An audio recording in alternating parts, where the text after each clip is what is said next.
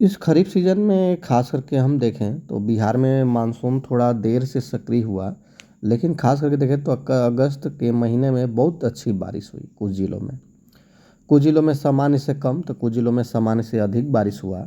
और अभी हम देखें तो ख़ास करके अक्टूबर के माह में अभी आज के समय में तो बिहार के कुछ ज़िलों में देखें तो 7 ज़िले जैसे गोपालगंज, सिवान, बक्सर, आरा, औरंगाबाद, रोहतास और कैमूर से मानसून का विदाई हो चुका है।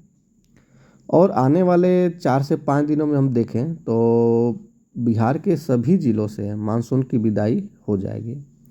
और इस दौरान जो किसान भाई धान की फसल लगा हुआ है, अच्छी बारिश के कारण जहाँ पानी का बोर का या नहर का साधन नहीं है, वहाँ भी किसान भाई धान लगाए हैं।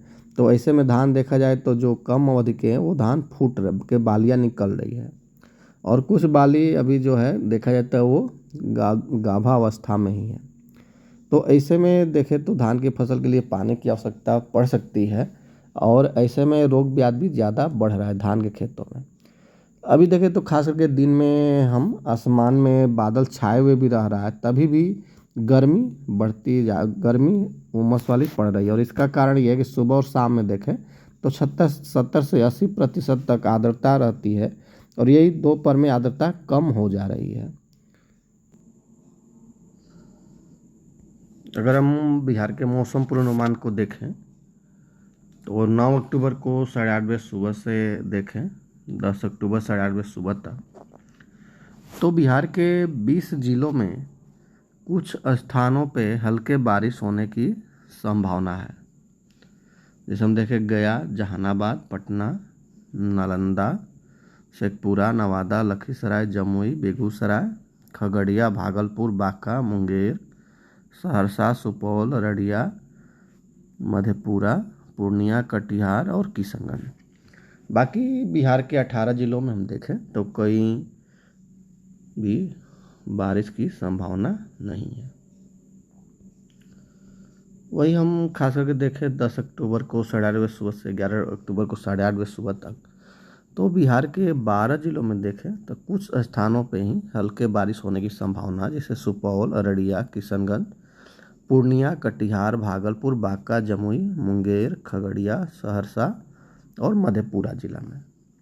बाकी बिहार के हम देखें तो 26 जिलों में कहीं भी बारिश की कोई संभावना नहीं है।